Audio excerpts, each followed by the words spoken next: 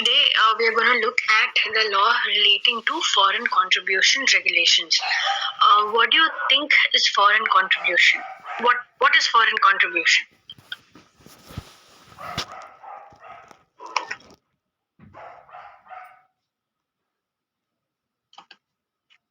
What is foreign contribution? Donations from abroad. Donations from abroad, yes. What else can be called foreign contributions?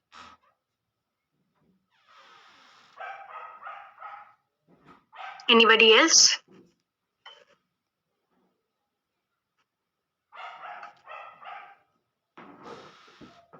Okay. So basically, foreign contribution. Okay. So now, what is foreign contributions? It's basically you are receiving, foreign money. It is in the form of, as someone said, donation. Yes, it is in the form of donation. Plus, it is also in the form of hospitality. So if you go to a foreign country and they do something for you, that is also known as foreign contribution. Now, there's a Foreign Contribution Regulation Act 2010. It was enacted to regulate the acceptance and utilization of foreign contribution or foreign hospitality by certain individuals or associations, companies, and to prohibit acceptance. So basically, they allow foreign contributions or foreign hospitality. Just 1 minute, please.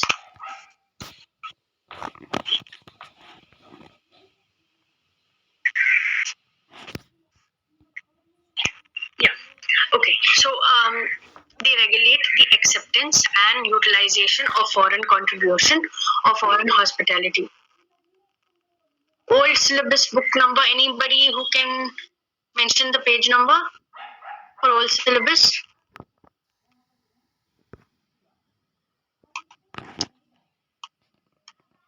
Who's there from the old syllabus batch? 50, ma'am. 50. Okay. Yeah, Sayali, it's 50. Okay, let's. Okay, so it's basically we are looking at foreign money. If foreign money is coming into the country as foreign contribution, or if we go to a foreign country, say a lot of politicians, the prime minister, the president keep going abroad for their travels and they receive certain hospitality, they receive certain gifts. So all that is regulated by this Foreign Contribution Regulation Act. Now, there is also a list which prohibits what kind of contributions cannot be done, who cannot accept it. We'll see that. So this particular act regulates and accepts and shows us what we have to do for foreign funding. Now, utilization of foreign contribution or foreign hospitality for any activities detrimental to the national interest for matters concerned therewith or incidental thereto. So basically, whatever money you are going to receive, you have to use it for activities for the betterment of the country. So that's the main aim of the particular regulation act. Now, we will also see examples of what is foreign contribution, say when it comes to an NGO, all of that. So we'll cover it in the subsequent slides. Now, what is foreign contribution? Foreign contribution means donation, delivery, or transfer made by any foreign source. Now, anybody who transfers money to an NGO in India, if they give any donation, that is foreign contribution. Delivery or transfer made by a foreign source. Now, again, if you are visiting a foreign country and you receive a medical aid or you receive some, their currency or a gift, all that is also known as foreign contribution. Now, any of donation, delivery, or transfer made by any foreign source of any article not being an article given to a person as a gift for his personal use if the market value in India of such article as on the date of such gift is not more than such sum as may be specified from time to time by the central government. So basically, if someone's giving you a gift, that will not be considered as a foreign contribution, but any article. So basically, it's a best example is politicians. So politicians, whatever they receive, it is for since you are representing the country, you receive it as a person who's visiting from India. So whatever you receive is called a foreign contribution. You cannot use it for personal use of any country. So first we saw any article, so it can be in any item. Next is any currency, whether Indian or foreign currency. So if you get gifts in US dollars, if you get US dollars as gift, or you get Singapore dollars as gift, then that is also called as foreign contribution.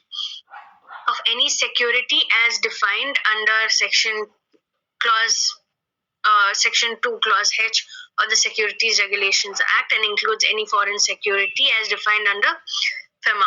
So any security is nothing but your equity shares, your stocks, your bonds, all of that is also known as foreign contribution. Now, this is the definition. So any donation, delivery, or transfer of any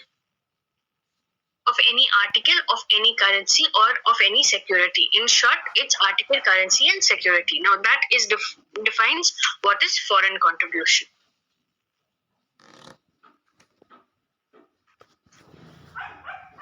Okay.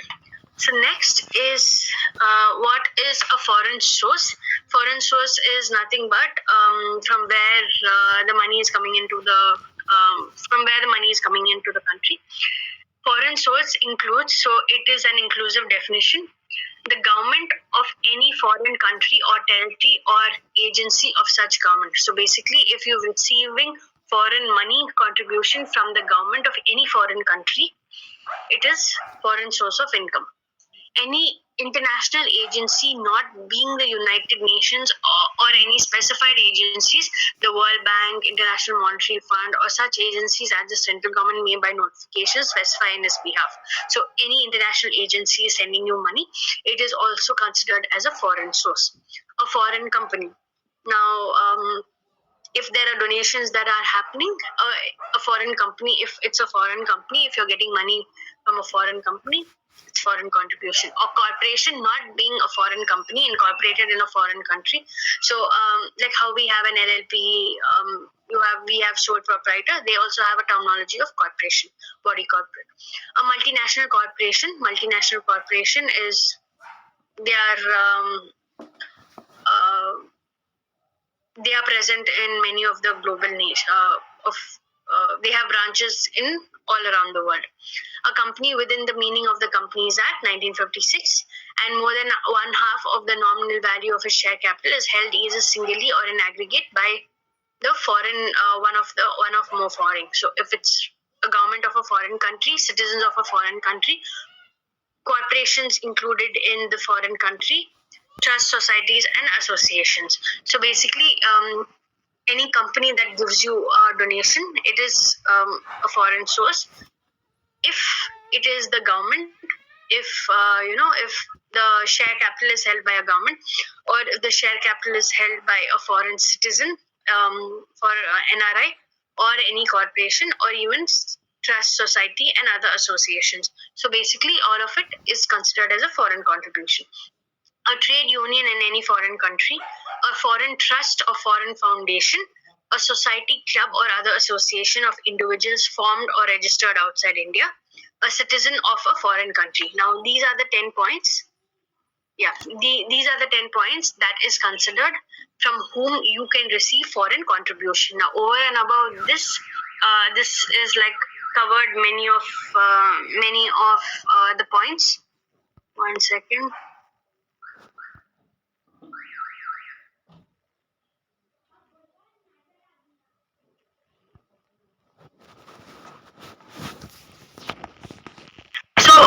So if you are receiving money from any of this, it is considered to be a foreign source. Now, you would have heard, say, for CSR activities, you would have heard big companies like Infosys, or say your Infosys, your Wipro, your Biocon, all of it. If you look at their CSR activities, it is done by their own trust, their own foundation. Infosys, they've got their own foundation. Reliance has got their own foundation. Wipro has got their own foundation. Now, all these foundations, they also get foreign funding. Now you will wonder, how do they get foreign funding? They get foreign funding through this particular regulations. So it is allowed, you can get foreign funding. We will see on the particular, what it can be used for, all of that. But most of the NGOs that are running in the country with some of the big companies, they all get foreign source of income for running their foundations. So many of the locals also give donations, but foreign completely foreign source of income is also possible. Now, for example, so you will get to know all this when you look at the annual report of the company. So there is a particular section called CSR, annual return. There you will know who is doing what CSR activity for the company. So if it's Infosys, you will get to know the foundation name, that this foundation is doing CSR activities for Infosys Limited. You will also know about the foundation. Now, not all everything will be done by the foundation. There is some direct activities that the company does. So you will see everything in the CSR annual return. So when you get time, you can just look at the Infosys annual return, or say a Wipro annual return, or a Biocon annual return. You will know that this particular foundation is being is getting foreign funding or not. So you will be able to look at the annual report, plus you will have to look at the website. Then you will get to know more about foundations. So most of it is foreign source of income. So that's how they run their foundations. Okay. Now, what is a foreign company? We've seen in foreign source of income, we've seen a definition called foreign company. It means any company or association or body of individuals incorporated outside India. A foreign company within the meaning of the old act is mentioned. So you remember the latest act. I'll just tell you what section is foreign company. Foreign company. Just 1 second. I'll tell you. Section 42.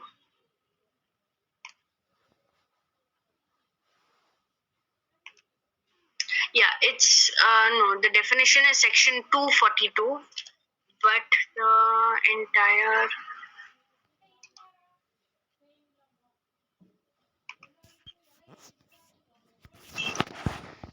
do the exact section of the foreign company a little at the end of the class.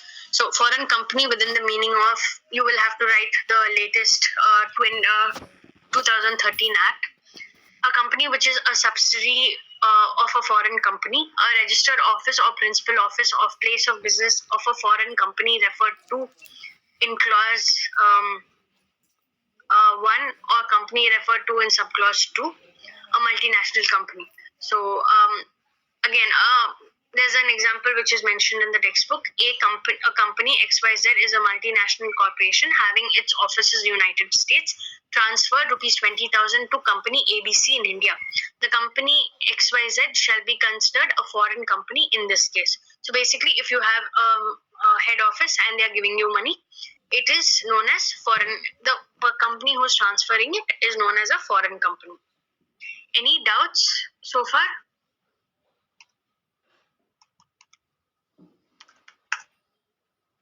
No, ma'am. Okay, let's move ahead.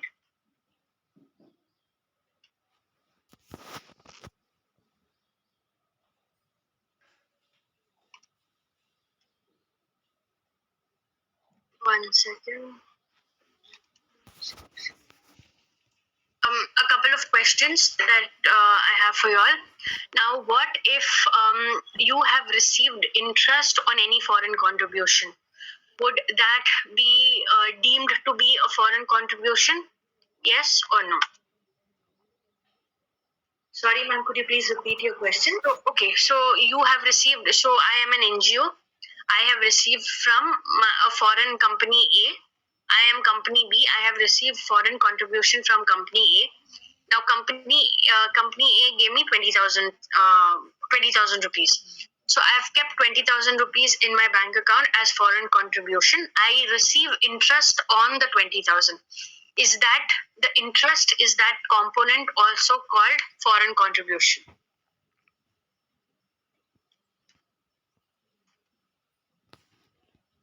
A foreign contribution is the question.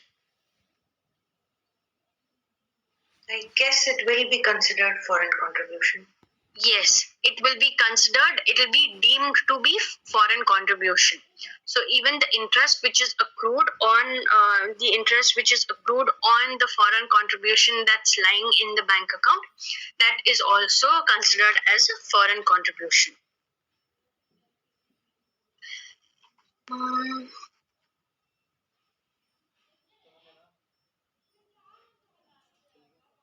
okay. Next. Now, who can receive foreign contribution? Any person can receive foreign contribution subject to the following conditions. Now, it must have a definite culture, economic, educational, religious, or social program. So, basically, if you are an NGO, you need to have a specific requirement. You need to have a particular cultural, economic, educational, religious, and social program. Basically, your best example is an NGO, say Akshay Patra. Now, Akshay Patra is looking at feeding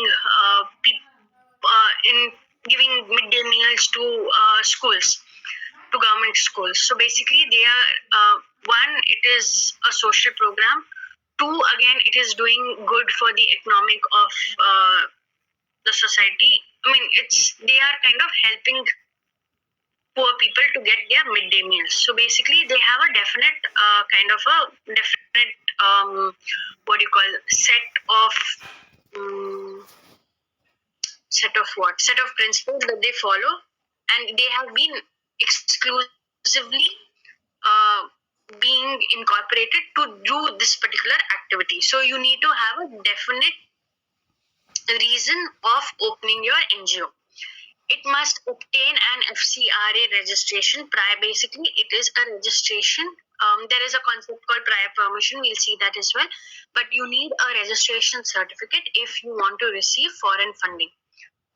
So you need to apply for the registration, and that's when you will receive foreign funding. It must not be prohibited under Section 3 of the FCRA 2010. So basically, there are a list of prohibited requirements. So whatever you receive should not be prohibited. Now, who is defined as a person? So we saw any person can receive. So any person is none other than an individual, an HUF, an association, or a company registered under Section 25. So what is Section 25 is Companies Act 1956. What is the 2013 section? What is Section 25 in 2013? What's the section?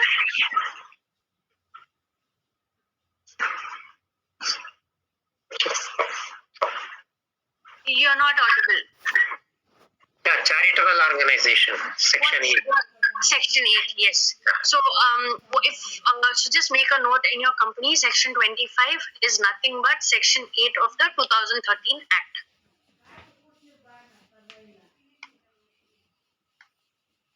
Okay. Now, who cannot accept foreign contribution? So, Section 3(1) prohibits following persons to accept foreign contribution. Now, who are they? Candidate for election. So if somebody is standing for elections, he cannot receive foreign contribution. Correspondent, columnist, cartoonist, editor, owner, printer, or publisher of a registered newspaper cannot receive foreign contribution. Public servant, judge, government servant, employee of any corporation or any body controlled or owned by the government cannot receive foreign contribution. Member of any legislature cannot receive it. Political party or office bearer cannot receive foreign contribution. organization of a political nature, as may be specified under Section 5 by the central government, is not allowed. Association or company engaged in production of broadcast of audio news or audiovisual news or current affair programs through any electronic or other electronic form is not allowed. Correspondent or columnist, cartoonist, editor, owner of the association of company referred to in clause G. Now, all these people cannot receive foreign contribution. Anybody's got any doubt?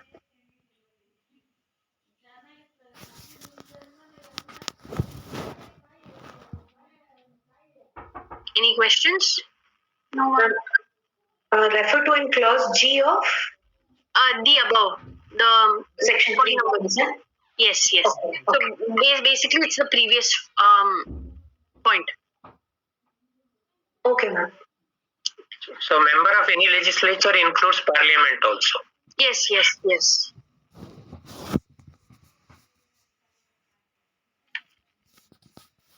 Okay, persons to whom section 3 shall not apply.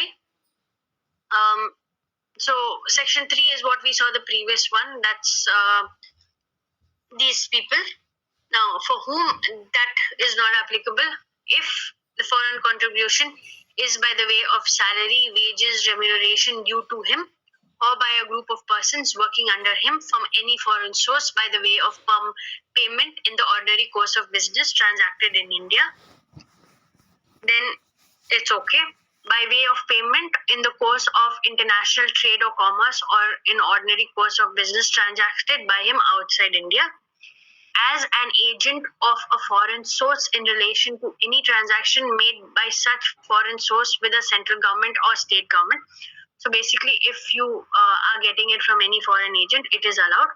By way of gift or presentation made to him as a member of any Indian delegation, provided that such gift or present was accepted in accordance with the rules made by the central government with regard to acceptance or retention of such gift or presentation. So basically, whenever the prime minister receives any gift, he cannot use it. He cannot make a use of it as a personal use. It is given to the country, so he has to say if it is a monument, he has to be keeping it in his particular give it to the country because he has received on behalf of the country. Now, if anybody has received it from his relative, so if I'm a part of a political party and I say I'm a president of a political party and I have received a gift from my relative, it is from a foreign relative, it is allowed. By way of remittance received in the ordinary course of business through any official channel, post office, or any authorized person in foreign exchange. So if I'm receiving it through in an ordinary course of business, then that's allowed.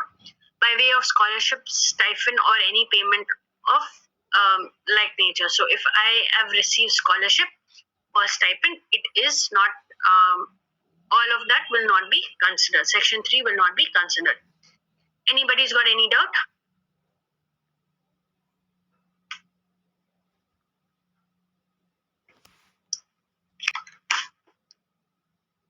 Okay, let's move ahead.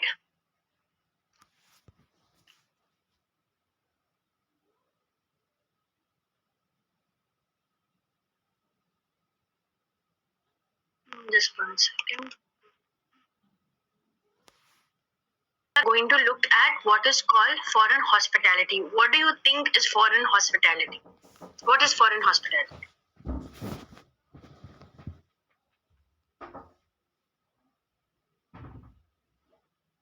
What is foreign hospitality?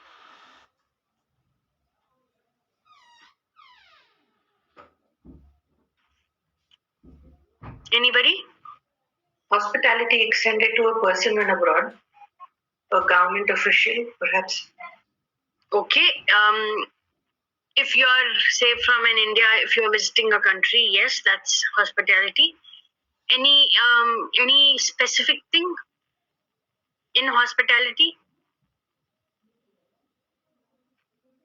Like if I visit abroad and I receive something, yes, that is hospitality, but something specific.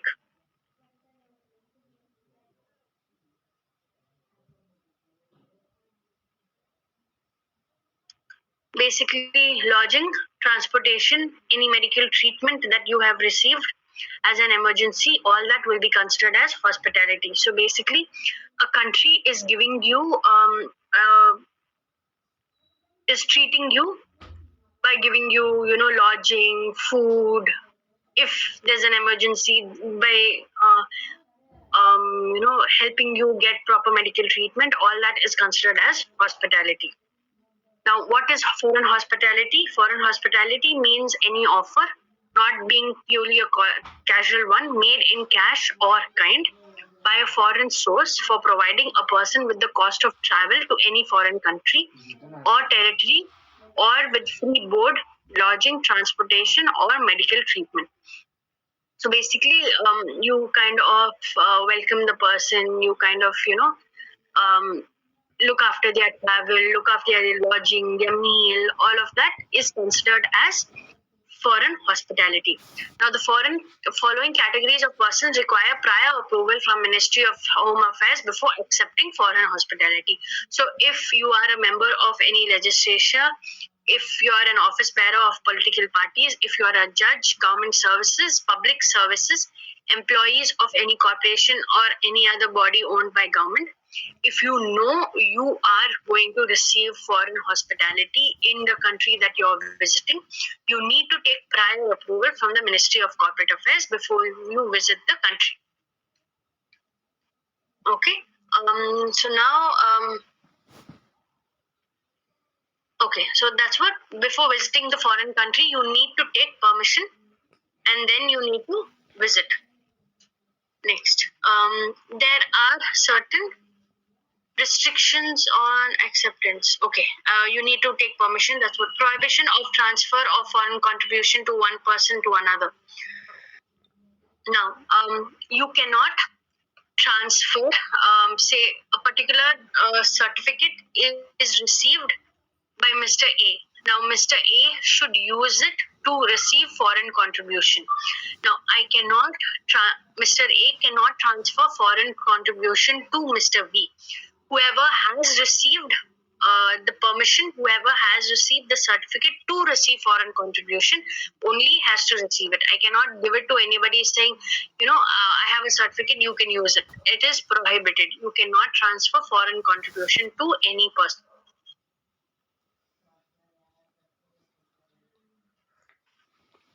Okay. Now there are some restrictions to utilize foreign contribution for administrative purposes. Now every person, so basically you are looking at money coming into the country. Now once the money comes into the country, you will have to see for what you can utilize it. So there are certain restrictions. So basically you will utilize it for, say, if it's an NGO, you're going to utilize it for say, building of schools, building of roads in villages, or giving midday meals, giving proper water facilities. All that you use foreign contribution. Now, what are the restrictions that you cannot use foreign contribution for? Every person who is registered and granted a certificate or given prior permission under the Act receives any foreign contribution shall utilize for such purposes for which the contribution has been received, not to be used for speculative business. Speculative business is nothing but putting it in shares, markets, all of that. You cannot use it for that. You only will have to use it, and you cannot use it for your day-to-day activities. Also, you need to use it for that particular purpose. So, if you've taken money for giving midday meals to say a village, a particular school, you will have to give only for that particular school. Shall not defray as far as possible such sum not exceeding 20% of such contribution received in financial year to meet administrative expenses. So 20% of whatever you've received can go to administrative expenses. Now, if you look at section 135 of the Companies Act, CSR, they will also talk about 5% of the CSR value can be booked for administrative purposes. So if you have an CSR employee working, so that person can claim transportation, that person can claim, say, stationery, that person can claim any phone charges, phone bills, if he sends any courier, all that is considered as administrative expenses. So you can in foreign contribution, at least not exceeding 20% can be used as administrative expenses. So if you receive 20,000, 20% of that you can use it for, say, your travel, you're traveling from one place to another, you're using phone, you're using the person's salary, it can be used for. Anyone's got any doubt? So, okay.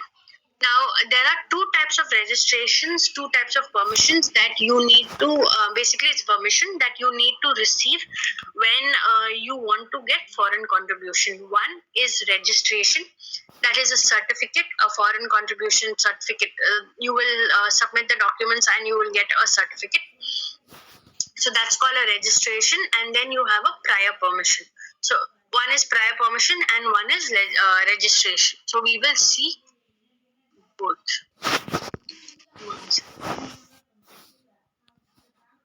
Okay. So now, what is what is the eligibility criteria for grant of registration? So if you want to receive a certificate, what are you need to be eligible to apply it. Now, who can be eligible? A person, a company registered under an existing statute like Societies Registration Act 1860 or Indian Trust Act or Section 25 of the Companies Act, now Section 8 of the Companies Act. So basically, if you are an NGO, if you are a company registered under Section 8, or if you are a trust, or if you are a society registered under the relevant acts, you can apply for grant of registration. You need to be in the particular business for at least 3 years, and you should have done activity in the particular field. So basically, I'm just giving an example of Akshay Patra. So Akshay Patra does what? They provide midday meals. Now, Akshay Patra is doing midday meals for many years now. So if they want to apply for, I am not sure if they've got the certificate. I am not sure. I'm just telling you. In case if they want to apply for the registration certificate, they have to show that they have been providing midday meals to school for the last 3 years.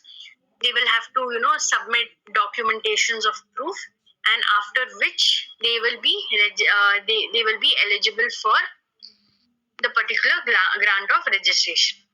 Now, what is grant of prior permission? Now, an organization in formative state. So basically, you are new. So there's a requirement of 3 years. So what if you are a company, you have just opened in, it's just been 1 year since you have been incorporated under the Section 8 of the Companies Act. What happens then? Such organization may apply for grant of prior permission under FCRA 2010.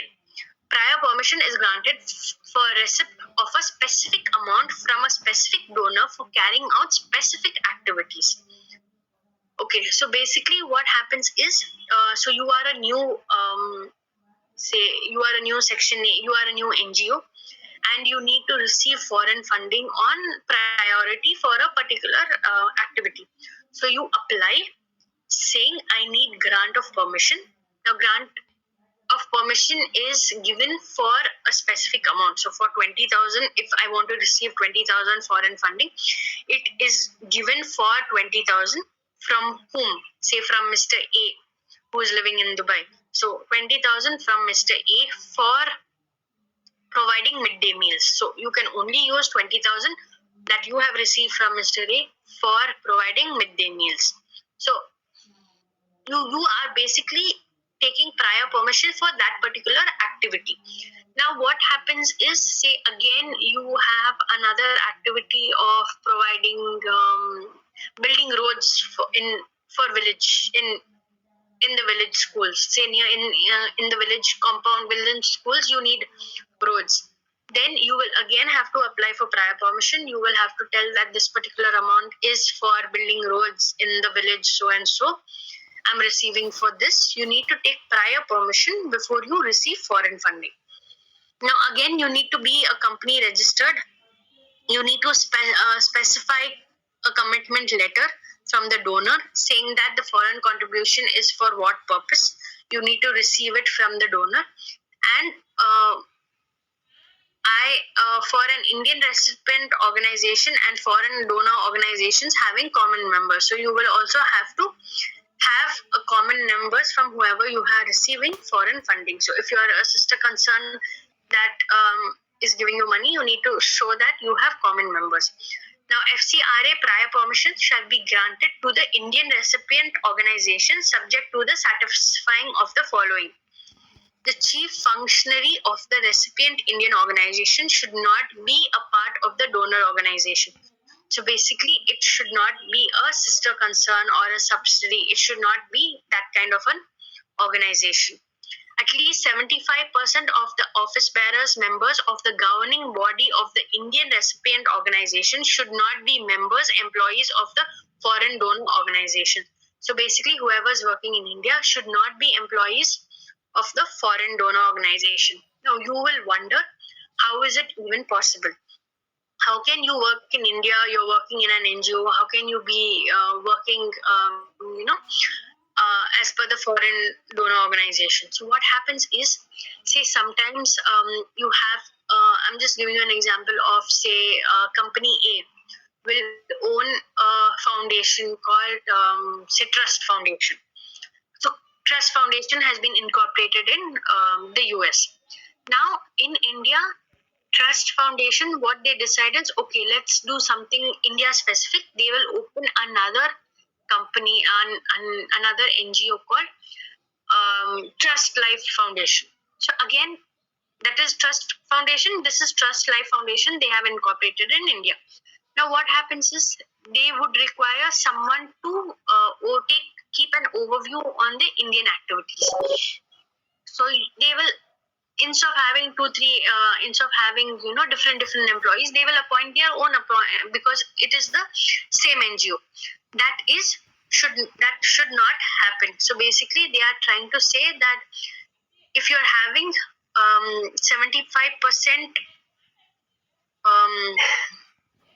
if you are having less than 75% working as employees, that is okay.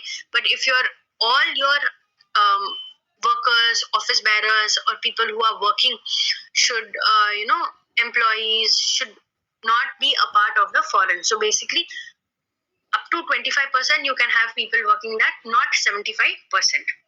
In the case of a foreign donor organization being a single person individual, that person should not be the chief functionary office bearer of the Indian resident organization. So basically, the person, whoever is, if it's an individual, I shouldn't be running the Indian organization also.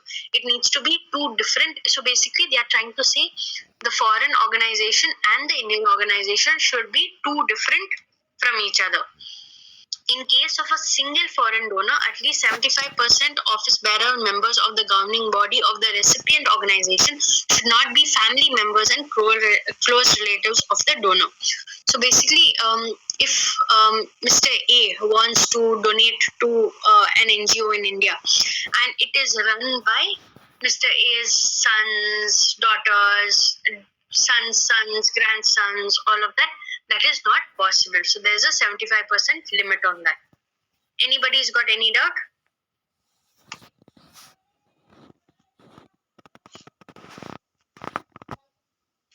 Anybody's got any doubt? For the eligibility criteria of the grant of registration and grant of prior permission? Yes, no? No, ma'am. Okay, let's move ahead.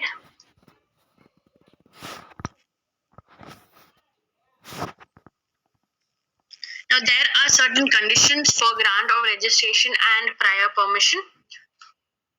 The person making an application for registration or grant of permission should not be fictitious or benami. So basically, he should not be a fraud person.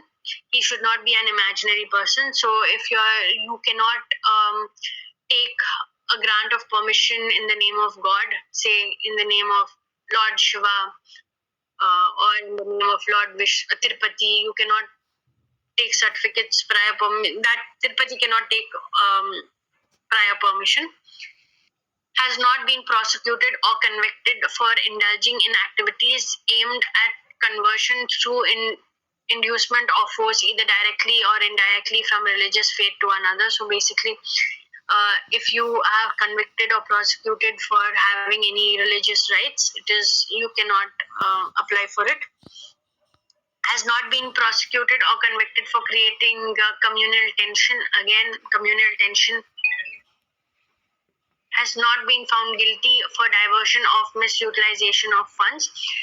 You should not be, saying that you are using money for midday meals, but you're using it for other activities. Say you want to play in share market and you're using that money for share market. It is not possible. They will not. Those kind of people cannot apply for this permission. Is not engaged or likely to engage in propagation or of sedation or advocate violent methods to achieve its ends. So basically, if you want to build a road and you're threatening people, saying that I will kill you if you do not build roads for me in cheaper prices, so all that should not be done. Is not likely to use foreign contribution for personal gains. So if you're if you're getting funds for midday meals, you should use it for midday meals. You cannot buy properties and beach-facing properties or that, or buying an apartment. That's not possible. Has not contravened any of the provisions of this act. Has not been prohibited from accepting foreign contribution. So we saw section 3 on restrictions of people to accept foreign contribution. The person being an individual, such individual has neither been convicted under any law for the time being enforced, so you shouldn't be convicted. The person being other than an individual, any of its directors, office bearers had neither been connected under any law. So if it is a company that's applying for grant of registration, none of its directors or office bearers should have been convicted under any act. Anybody's got any doubt?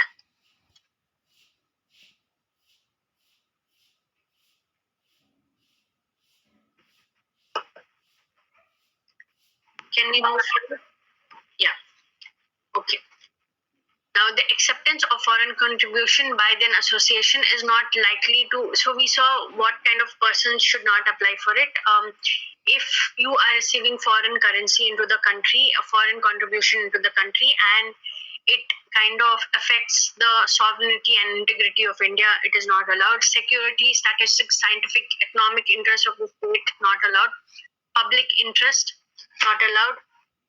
Freedom or fairness of election to any legislation, not allowed. Friendly relation with any foreign state, no.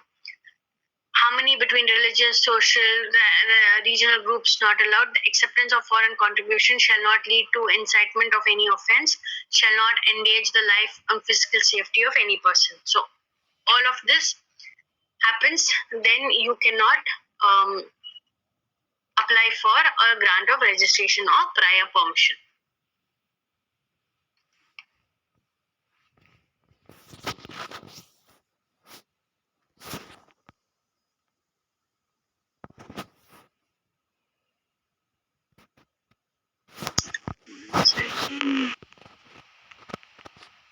Okay, so basically we spoke about a particular certificate. Now that certificate can be suspended. Suspended for what? Can you all think and tell me for what can this certificate for receiving foreign contributions can be suspended? What can be the reasons?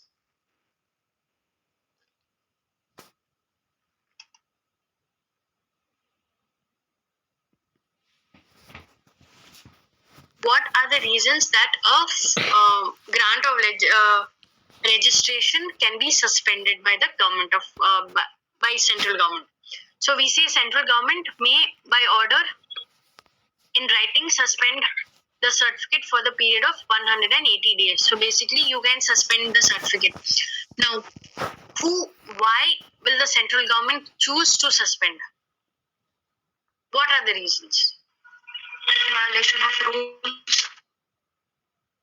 misusing of funds, yes. Using the funds for the purposes other than the intended, yes. Any other reason? Not following the rules. Not following the rules, yes.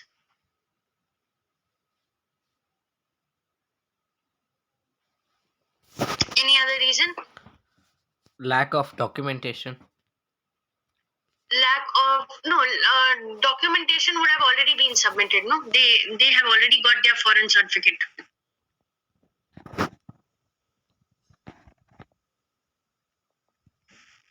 Yes, that's another reason why it can be suspended. Now, whenever the central government suspends it, that any foreign contribution during the period of suspension. So you cannot receive any more foreign contribution if you are being suspended. Now, what happens is if you already have funds, foreign contribution funds, and you want to use it, you need to inform the central government, take permission, and then use those foreign funding for those activities. So basically, you cannot get any more foreign funding. If you already have, you can utilize it.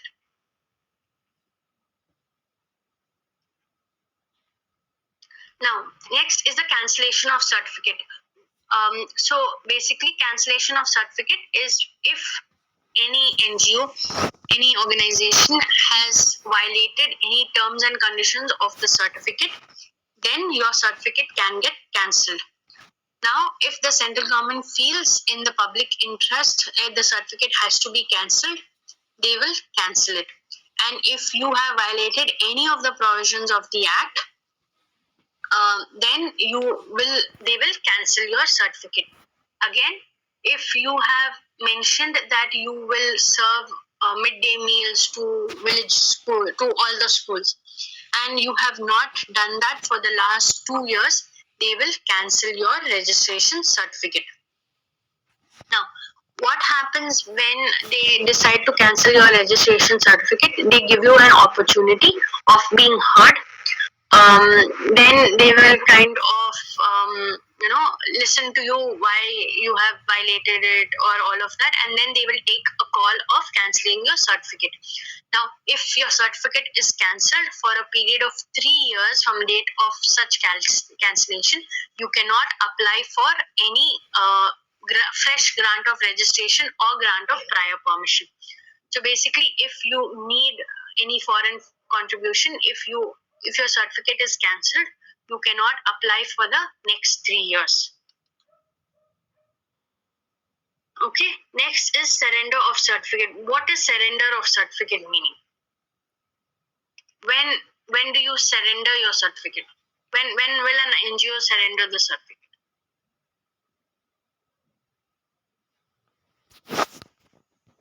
Already achieved. Yes. So that time if an NGO wishes to surrender the certificate, they can wish to surrender it. So basically, you are giving away your certificate, you are giving away your permission to receive foreign funding, saying, I do not require it, so you can take my certificate. Now the central government will check whether you have violated any contraventions of any of the provisions of any act. They will check all of that, and then they will accept the surrender of certificate application. Now there is a concept of renewal of certificate. Now this certificate is always valid for the period of 5 years. Now within 6 months from the expiry of the certificate, so basically 5 years is from the time you apply for it. Every 5 years you need to apply for a renewal of your certificate. So then within 6 months before the expiry of the certificate, you need to apply for the renewal process. Now within 90 days from the date of you have from the date you have applied for renewal, within 90 days you will receive a fresh certificate. Now can one second. Yeah, can the central government, so you have applied for the renewal of certificate, then can the central government decide not to renew your certificate? Is that possible?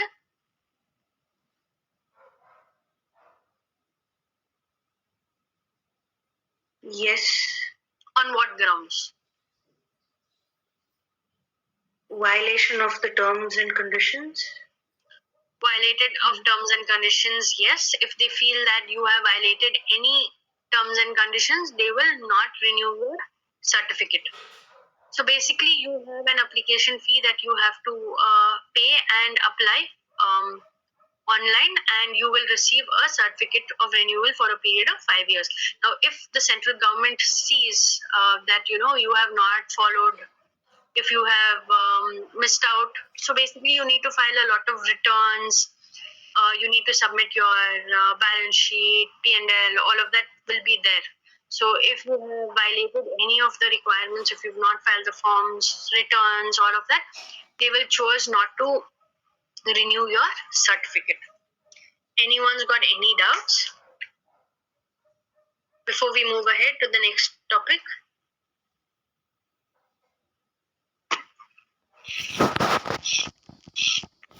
We've seen who can get money into the country, what is the registration process, all of that we've seen. We also now you'll have to know where can the foreign funding come into, how the foreign funding will come into the country. Now, every person who has been granted the certificate of prior permission shall receive foreign contribution only in an account designated as FCRA account by the bank. Now, which is opened for the purpose of remittance of foreign contribution in such branch of SBI at New Delhi as central government may by notification inform. So basically, central government will inform saying that SBI, this particular branch in New Delhi, will accept all accounts relating to foreign contribution. So basically, if I'm sitting in Bangalore, I need to open an FCRA account in SBI, which is in New Delhi. So I need to go to New Delhi, open an FCRA account for receiving foreign contribution. Now, there are a few payments that you have to make, like IEPF. I'm not sure if have you all heard of IEPF, Investor Protection Fund?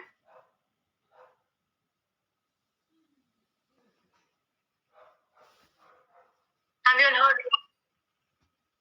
You'll have heard of Investor Protection Fund?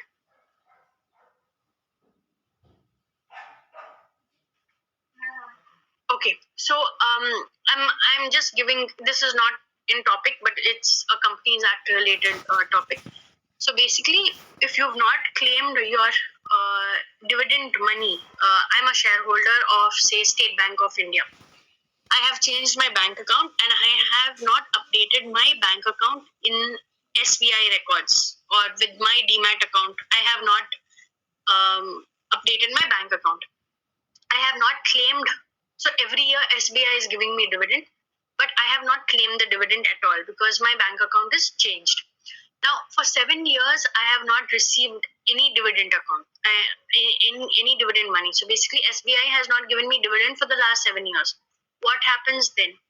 SBI will transfer the fund. So if I have received 10 rupees, SBI has given me 10 rupees for last 7 years. So I have 70 rupees which is lying in my name. So Apurva has to receive 70 rupees as dividend, and she has not claimed for the last 7 years. What does SBI,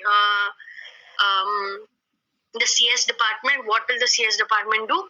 It will take 70 rupees and it will pay the government saying that, take it, Apurva has not claimed for the last 7 years, so you keep it. So they open and, they should transfer the particular 70 rupees from the IPF unpaid dividend account to the IPF fund account of the government.